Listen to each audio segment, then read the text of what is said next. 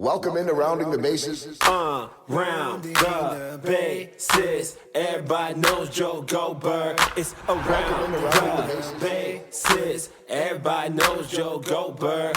Hey, everybody. Welcome into another episode of Rounding the Bases, presented by Community America Credit Union, invested in you. My off season for baseball has begun as you're hearing this. And who knows when you're hearing it. It's a podcast. You might be hearing it in May of 2029.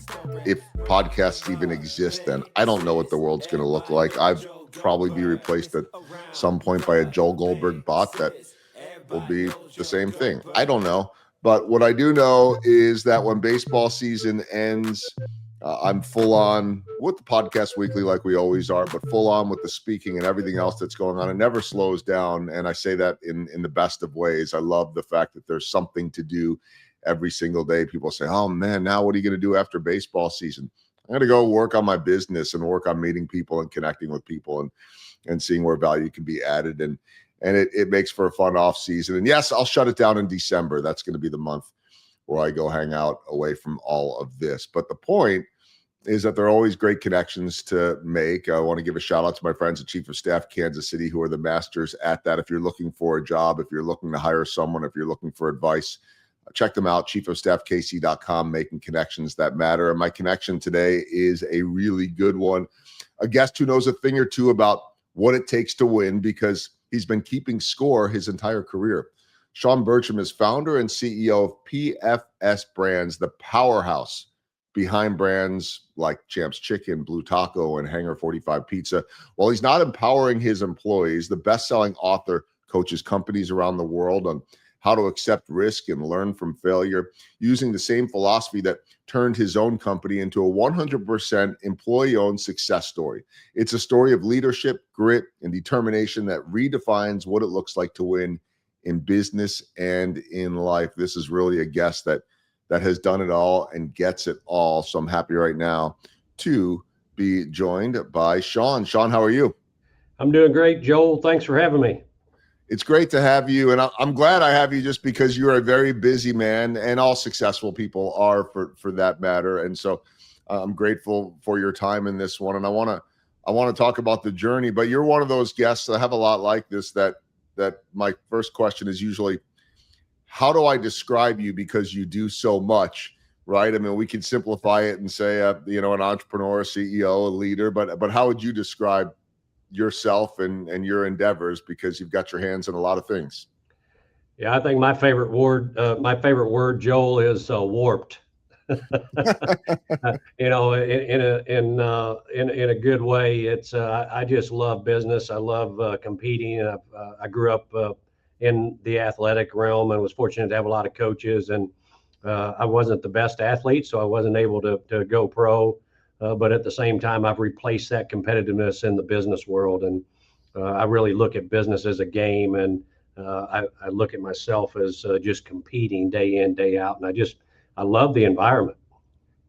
Yeah, it's such a interesting perspective too. And one, while I always say that there's so many similarities to sports and business, you don't even have to be good at sports or like sports. It maybe it helps, at least in terms of understanding it. But the win-loss, the grit, the competitiveness to it, I know you know this from a business standpoint, but doesn't guarantee that just because somebody was an athlete that they're going to be great at this. And it also doesn't mean that if you have no athletic ability that you can't be great at this. But there's something about, at least to me, this can be true too. Like my kids, one was an athlete, one was in theater. But being a part of theater taught her how to be part of a team and all the different roles and the work ethic and all of that. And I'm curious your take on that, because I know that sports certainly helped shape you. Yeah, I probably to a fault relate and communicate a lot using sports metaphors. But at the same time, I'm very conscious of those that were in band. They were in a marketing club or an entrepreneurial club, or even a single athletic event or something that they happen to have to be really good at. I actually look for that in people, that grit, so to speak, of, hey, what have you done? I mean, what's the biggest accomplishment that you've ever had, and what'd you have to do to get there? Just hard work. even looking at people who have graduated college and had to work their way through college, or didn't go to college, had to go out to work, didn't have the resources to go to college, chose not to. At the end of the day, it's I think anything that people have been involved with, especially when they've had to be involved with other people, that's what I look for throughout the entire hiring process, really.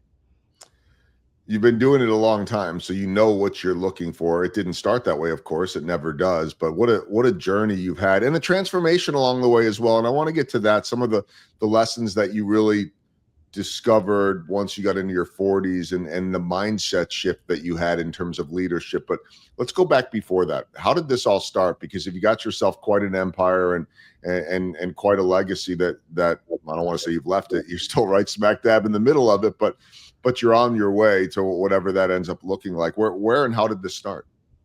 This thing really started as I got to be a senior in college, and I was getting a business degree. I had a great job, but for whatever reason, I had an entrepreneurial spirit. I started a mowing company when I was 14 years old, and did that through high school and worked. And I really didn't go to college knowing what I wanted to do. I didn't declare a major until sophomore year, and my dad was always doing part-time businesses on the side. I married into an entrepreneurial family, and this whole thing started with me writing a note and sticking it in the top dresser drawer. That was one of the biggest goals I ever wrote down, is I wanted to own my own business by the time I was 28, and had no idea what that was, but that's how the journey started. And I worked for one large Fortune 500 company, worked for a very small company, the only two companies I professionally worked for. And I found out I just wasn't cut out to work for other people. I just wanted to do my own thing. And I started actually started selling coffee as a part-time gig through an old, back when the machines were just coming out where you could push a button and it would grind the beans and add the water to the milk. And I found a unique machine that I could put in restaurants. And I kind of got started on a part-time gig with that. And that's probably the biggest failure I had. I was fortunate to shift and pivot into selling chicken breading out of my garage. And that's really where Champ's Chicken started. And that's where it all began, in Willard, Missouri. At what point did you think I got something here? Because Champ's Chicken turned into a lot more. Now you expect that, I think, these wins, or maybe that might be the wrong way to put it. I don't mean to put words in your mouth, but you know what these wins look like. This is not some kind of pipe dream, like maybe one day if I do this, it'll turn into that. We all have those dreams when we're young, or even at this point right now. But was there a tipping point, an aha moment with Champ's Chicken where you suddenly realized, wait a minute, there's a lot more going on here? Yeah, when I went I didn't have a lot of money, didn't have any money. This is all bootstrapped. It's a bootstrap company. It's a story of just pragmatic growth and just constantly waking up every day and going out and trying to sell one more thing. So I went and went to numerous different banks to get my first SBA loan. That's how we got started with this. But the vision for me was, hey, I can be a Missouri, maybe a Midwest company, make a life for my family, not have to travel much. I was in jobs where I had to travel quite a bit, so I thought, man, I'll do this where I can be home every night and coach my kids, and that's all worked out good, with the exception of a lot of travel as we started to grow. But really, to your question, we grew from 1998 to 2006, and up until that point, we were delivering all of our own products on our own truck. And I signed up a couple wholesalers in 2006, and our business started to really swell outside of the Missouri area. And that was the aha moment for me, Joel, that was the big picture. Is like, man, I've really got something here that can go nationwide and even international. And I didn't think about that till 2006. And so I started traveling a lot more in 2006, went and got my pilot's license so I could travel and be back home and still be involved with family and coaching my daughters in whatever they were in from an athletic standpoint, being at dance recitals, being at choir functions, whatever it was. I was still able to be around most of the time after I got that pilot's license. So, everything that you have accomplished in all of your businesses, And you just mentioned a word that had to do with your daughters, of coaching your daughters. But really that, I think in many ways has become a big piece of your life's work, is coaching others. Tell me about that piece of the business and what it must be like to be in a position to take so much of what you've learned and help others try to get to that spot. Yeah, I'll probably put myself in that coaching category of being better at taking people from good to great. I'm not good at coaching people who don't have a lot of drive, that don't have the work ethic and the grit and really want to continuously improve day in, day out. That's not for me. Not that there's anything wrong with those individuals, but I really love to pour into people that have a tremendous work ethic. And sometimes entrepreneurs, especially those that are in high growth companies and really have a drive to be better, we can be hard to work for sometimes. And I understand that a lot better than I used to. I think you mentioned that we may talk about that a little bit, but I love to see people get better. I love creating opportunities, and that's really what it is. It is an opportunity. Everybody has the opportunity to excel at our companies, and I like to underline the word opportunity, because you have to want it, you have to earn it. I love that. I want to talk about the transformation because, I think you and I are around a similar age and grew up with, it was just a different time back then. And at least my experience, and everything I did, even before television, working in the neighborhood in Chicago, in the restaurant industry, just grinding, right? Just doing the dirty work, so to speak. And the hard work and working nonstop was never, that's just what it was. It was, show up, shut up or go home, really. I mean, and I tell people when I'm on stage now too, Shawn, that the world's different now. So I've tried to change some. I'm not going to totally change. I'm happier when I'm working too much and probably could use more work-life balance, as they all say nowadays. But I also understand that the younger generation wants that, expects that, needs that, and it's an option. And so the world has changed. And I know for you that there was a transformation as you got into your 40s of maybe understanding things on a different level or changing the way you were going about things. What went into that epiphany? And I don't know if that's the right word, but that's what I'm going to use right here. What was that aha moment? What changed for you, and how did it change? Yeah, I'll back up just a little bit. I think I agree, probably like you, grew up in an environment where work came first, and the work got done. My dad had a saying, work hard and play hard, but the work had to get done first. And some days that meant you didn't get to play.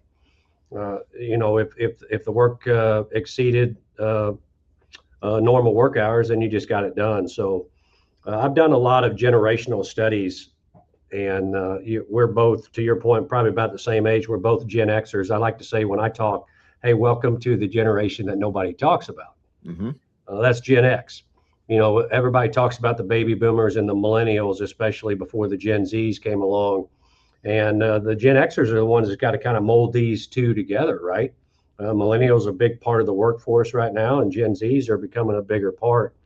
But I've really poured into understanding those different generations and trying to put things in place within all of our businesses that support every generation. And a lot of times people, I think, from a leadership perspective, try to treat everybody the same. Actually have the exact opposite vision for leadership, is that you should treat everybody differently because everybody is different. And trying to understand personalities, how people's minds work, how they behave, those psychological and sociology aspects of leadership have become extremely big for me, and they weren't early on. That was something that came along and as a result of something that happened in 2011. So I'm so fascinated by this discussion, and while the generations in the workplace is not my number one keynote, it is one of the ones I talk about because, and I think like you too, Shawn, from a different perspective, that the longer we stay around in what we do, the older, of course, we get, but the people that were around get younger because people move on.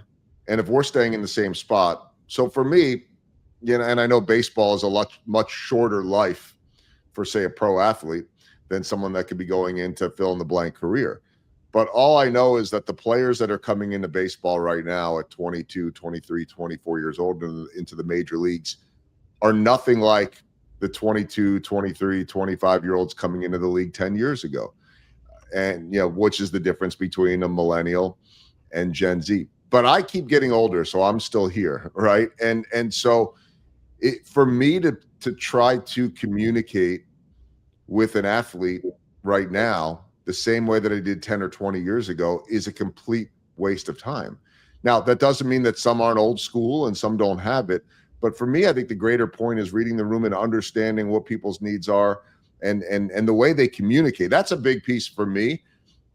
How do they like to communicate? Because sometimes the generations, you might have email, maybe some Facebook, then you got texting, maybe some phone calls, and then you're down to the younger generation, which may not even look at a text message. They're certainly not answering a phone. And then we could be guilty of saying, why don't they ever get a hold of me? Or why are they so impossible to get a hold of, without figuring out what's the best way to get them?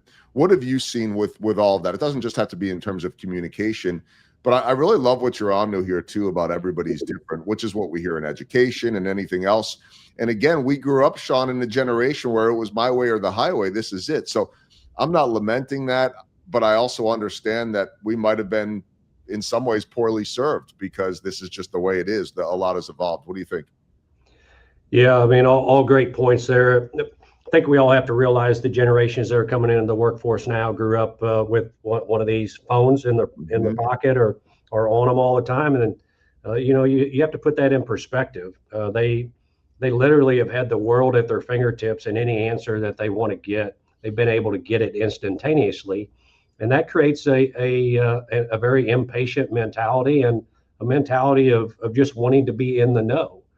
So one of the things we talk about in business is just make sure that you're sharing everything that the business is doing. Make sure you have a bigger purpose.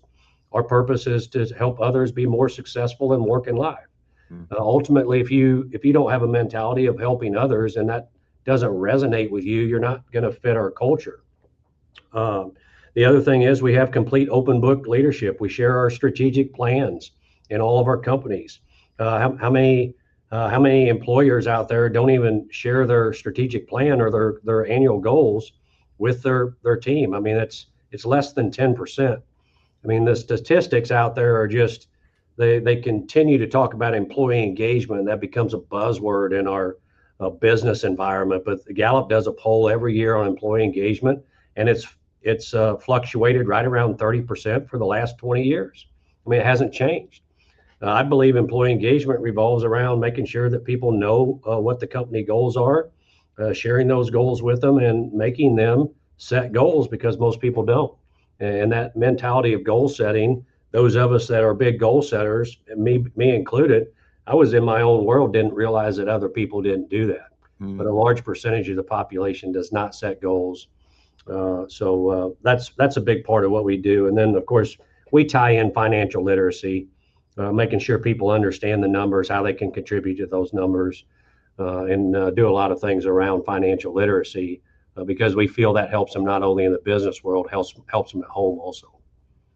I think the one word that I hear the most, or among the most of the words from you, is grit. You've got a whole summit based on grit, and it makes for a nice acronym as well. Give me the G, the R, the I, and the T, and what they stand for.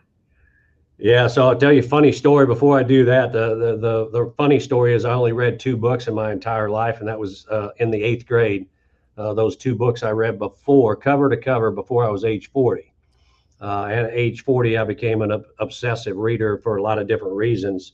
So I only say that to say the irony of me writing a book. I hated reading and hated writing. Put me on the baseball field and let me run, because I couldn't talk very well. I probably had a little bit of ADHD. I couldn't sit still to read a page. I could read a page and never knew what I read as a kid. So now GRIT stands for goal-driven, responsible, involved, team, and tolerance of failure. I spell grit with 2 T's because I think it's ironic I couldn't spell very well as a kid. So I figured I might as well put grit spelled wrong on the title of a book that became an Amazon #1 bestseller The big things for me, I like to use the G, the goal setting, and the T, the tolerance of failure, is kind of the goalposts for grit, meaning that most people do not set goals. So we want to teach people how to do that. And most people don't have a tolerance of failure, which I believe is a big reason we all learn is through those failures. Well, you know as well as anyone that baseball, more than any other sport, is a sport of failure.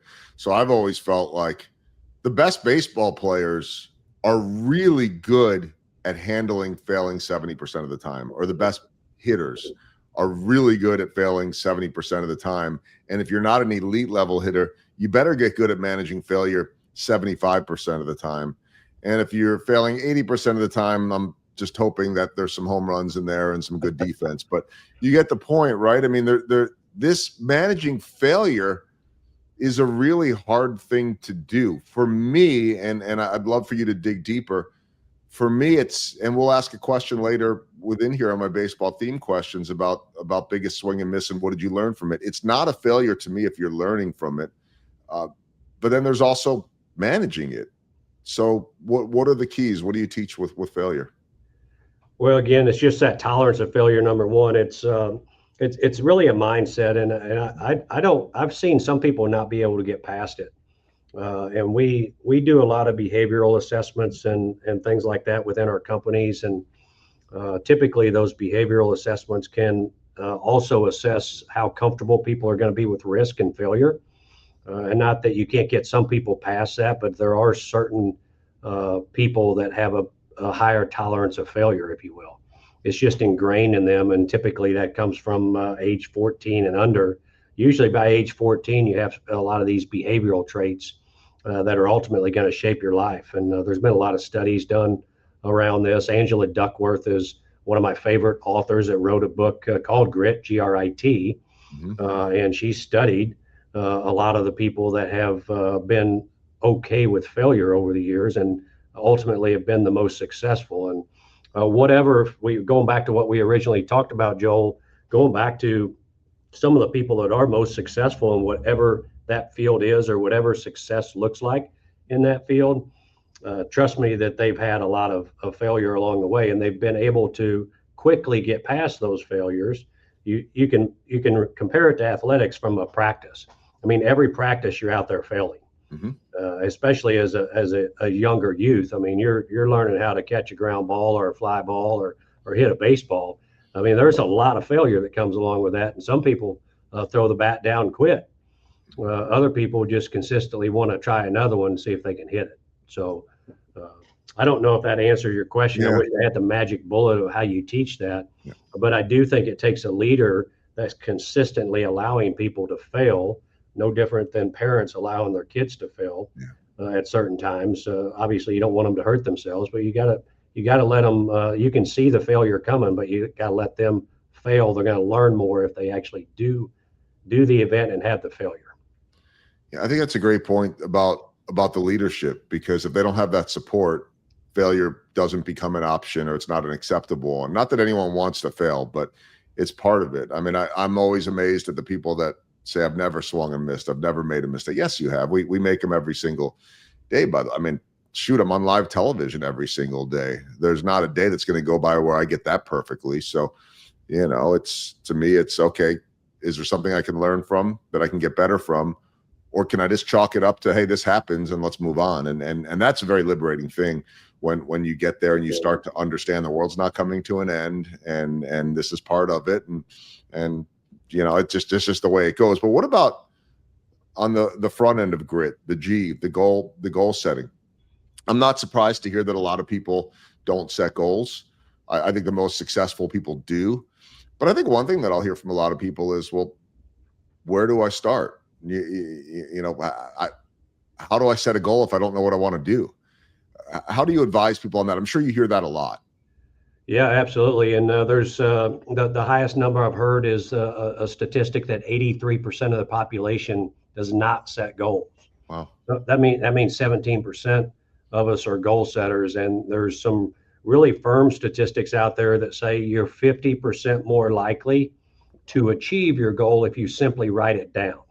And that doesn't mean write it down and track it. The stat says you're 50% more likely to achieve your goal if you simply write it down.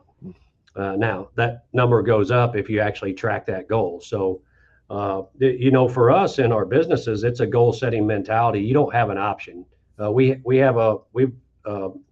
We've created through our IT team our own goal tracking software called Grit Track.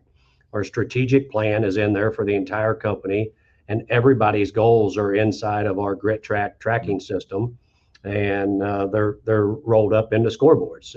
Keeping score with Grit, we keep score inside our companies. So it does, how we teach it is just sitting down with our leaders. Our leaders are trained on how to set goals.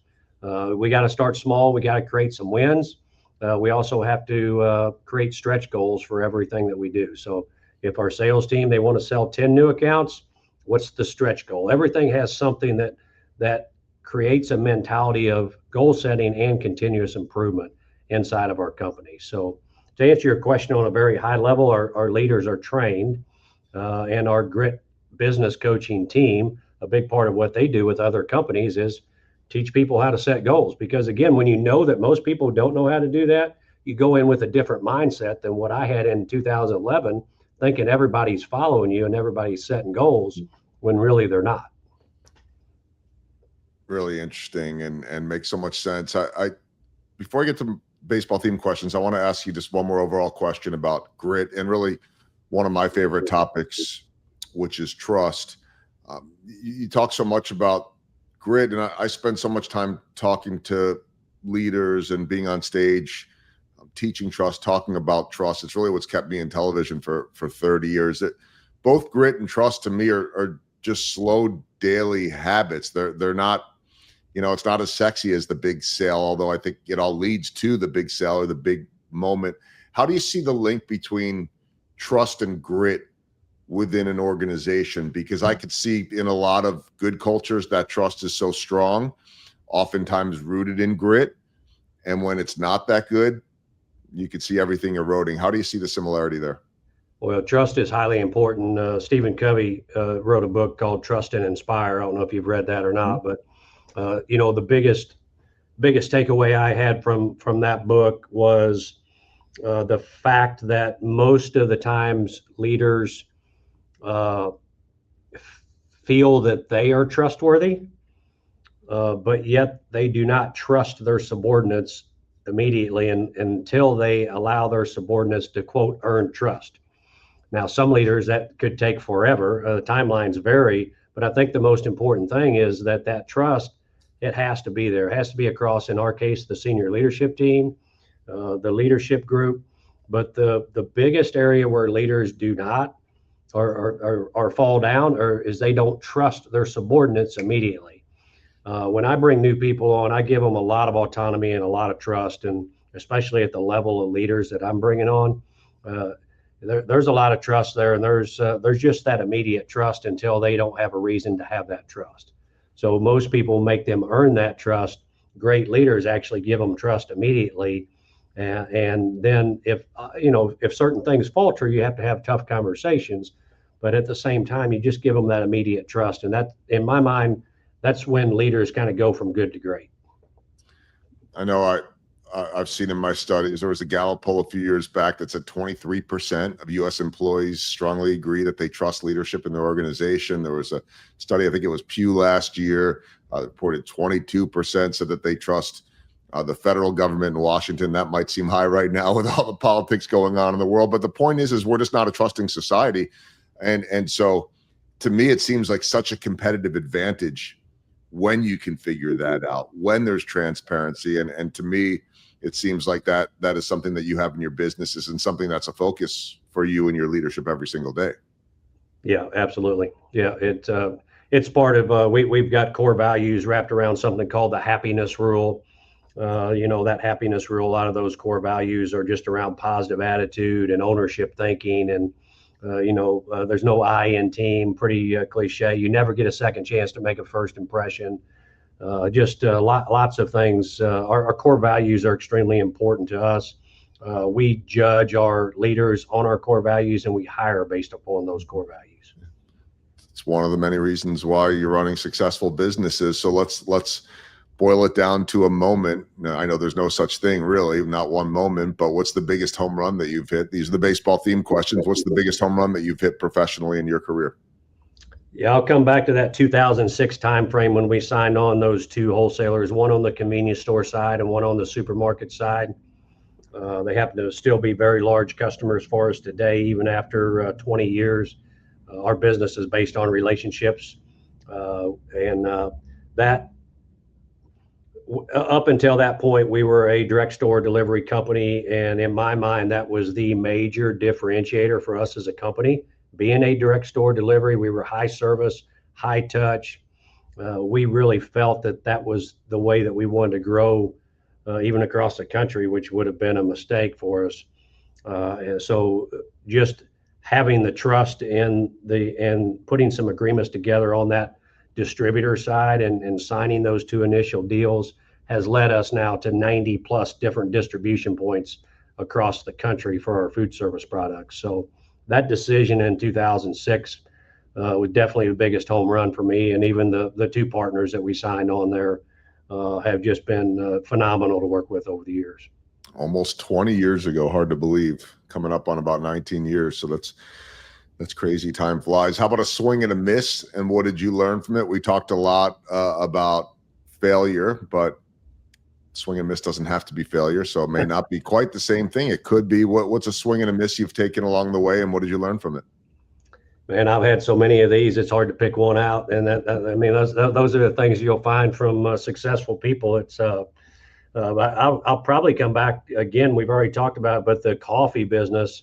I mean, I don't drink coffee today. I was never even a coffee drinker, and I got the first business. Well, outside of mowing lawns, the first business venture was getting into cappuccino and espresso and coffee machines. And man, I didn't even drink coffee. So, but that ultimately wasn't a sustainable business model. It didn't work very good what we were doing back then. So that was a big swing and a miss. I could have hung it up and said, okay, I'm not going to go out and venture out on my own. But, about 9 months into that venture, decided to go ahead and quit my job and just cold turkey go into selling chicken breading. And I like to tell the story that my wife and I became what was a double income, no kid family. We became a one kid, no income family literally within that year.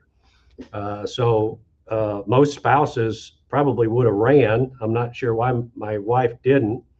I'm sure both of our parents, while they were supportive, they're like, my gosh, they've got a new kid and going out on this crazy business venture and no income. My father-in-law was probably wondering how I was going to support his daughter and all that type of stuff. But we made it work. And but the coffee was the big swing and a miss there.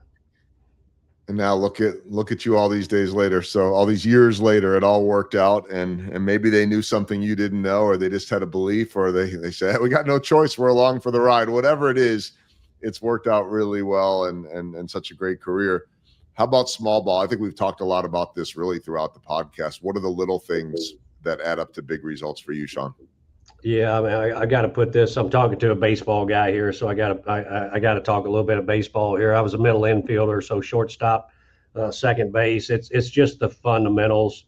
Always thinking about where the ball is going to be hit, trying to picture every single scenario of what could happen. I'm very blessed to be a big visionary guy. I love to look into the future and try to predict what's going to happen. But it's just basic fundamentals. I mean, keep your head down on the ball, keep your glove on the ground.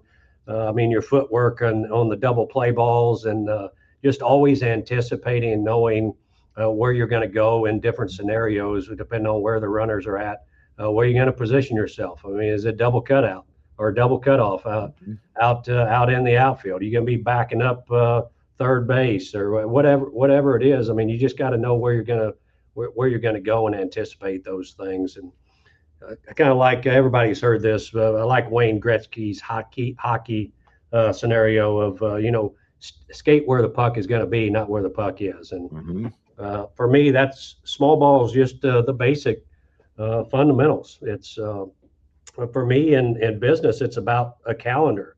Unlike why entrepreneurs start their business, I didn't want any structure. Hmm. Entrepreneurs don't necessarily like a lot of structure. Big aha moment for me was, okay, I need a lot of structure. This thing's got really big, and now all of a sudden I can't touch every individual. So we need core values. We need structure. I need rhythm on my calendar. I mean, I don't, if it's not on my calendar, it doesn't happen, Joel. Mhm. I'm sure you're probably the same way. Yep. When you're in busy time, I mean, you got to be all kinds of different places, and Yep. it's just rhythms and routines and weekly huddles and meetings and things that go on every day, every week within the business. I'm lucky if I remember the score of the baseball game 2 nights ago, and I lived it. But it's like we've moved on to the next one, and then somebody will say, "Oh, yeah, I've got coffee with you next week," or "I've got a," and I'll say, "I don't doubt you, but I know it's there somewhere. But when I look at my calendar the day before, if it's there, I'm good. If it's not, no chance." So I totally relate to that. And you got a lot more going on than I do. And I know that my head's all over the place as well. All right. I want to get to my 4 final questions as we round the bases. The first one is this. What a profound development and turnaround in your life. For a guy that read 2 books before the age of 40, I don't know how many it is now. It's in the hundreds or thousands, I'm guessing, with the amount that you're reading. So this is I think, a great question and a terrible question, all wrapped into one. What is the most profound, influential book that you have read for you? Well, it's a great question. I've got a great answer. So I'm completely biased, and I have to say, Keeping Score with Grit. There we go. Straight talk strategies for success. I'm biased. I love my own book, but no, I'm going to give you a different answer. Jim Collins' book, Good to Great, was and still is the top book I'd recommend to any business owner. Just so many great things in there. The 3 big things I took off there, and I say it in every interview I'm in, Joel, is I've really taken these 3 things of what he found the best leaders have done in some of the best companies in the world. We care, we have fun, and we have high expectations, and we hold people accountable to those expectations. So we care, we have fun, and we have high expectations is something I just live by in every interview and every interaction we have. Well, that's a good book, a great book. And also Keeping Score with Grit, Straight Talk Strategies for Success. We'll get that one in there as well, because, hey, it's going to help you get to where you want to go. And hopefully you've heard a lot of that during this interview as well. The structure that Shawn didn't have before, that is there in every part of his life. And you know what? When you're keeping score, there is structure. There is accountability. So, okay, that's the first question. The second question, as we round the bases, you talked about being a baseball player growing up. What was the scouting report on a young Shawn?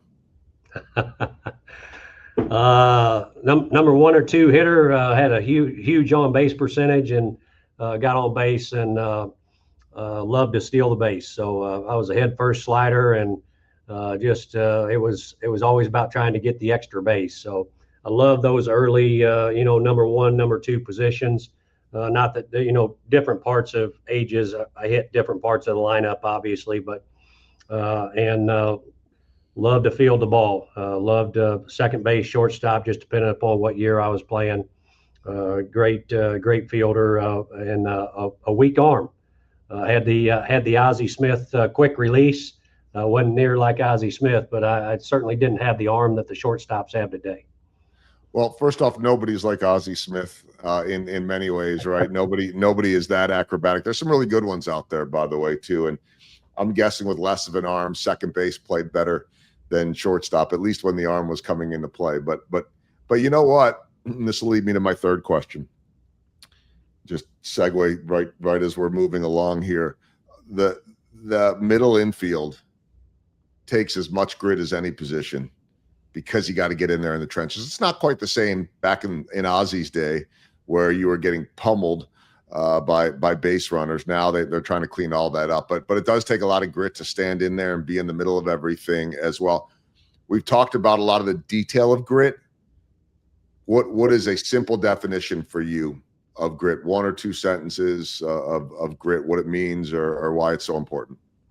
Yeah, grit for me is perseverance would be one other word I would use to describe grit, but just the grit for me is the ability to always get up when you fall down, dust yourself off as quick as possible, learn, process, call it a debrief, what happened to cause that, and move on as quick as possible. For me, it's all about not living in the past. I mean, I don't like to talk about the past. I don't live in the past.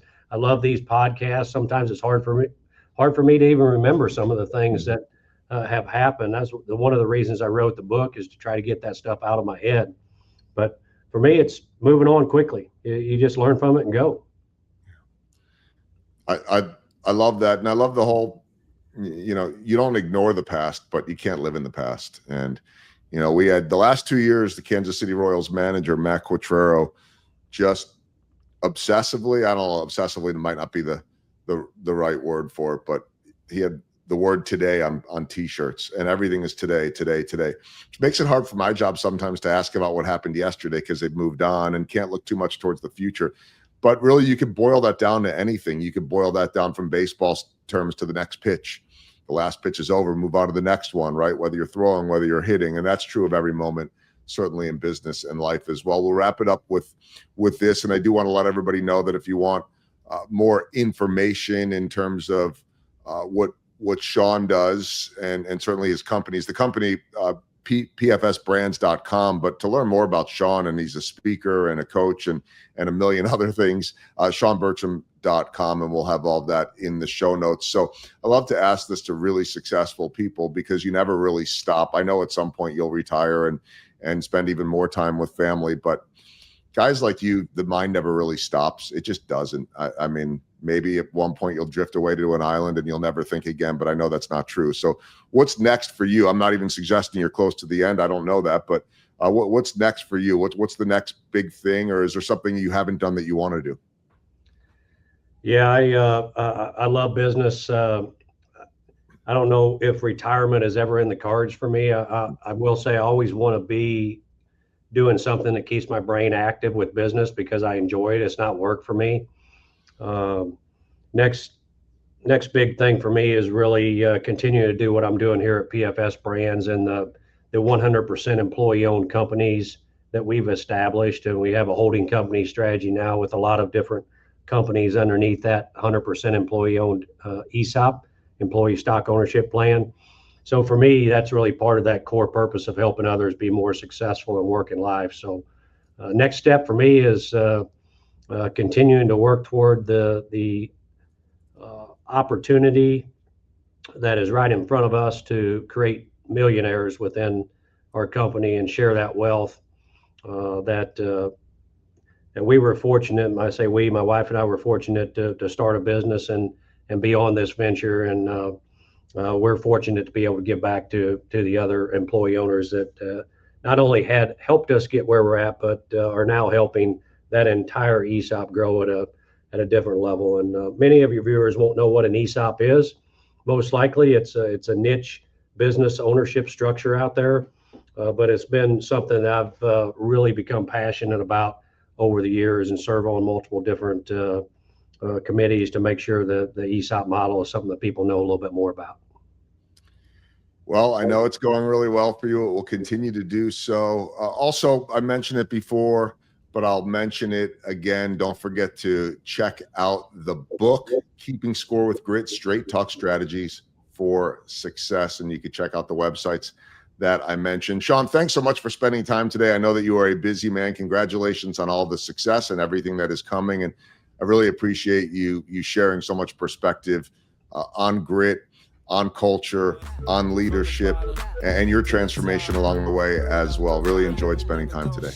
Well, thank you for the opportunity, and congrats on all of your success, and thanks for what you're doing with this podcast. Thanks, Shawn. It's around the bases. Everybody knows Joe Goldberg.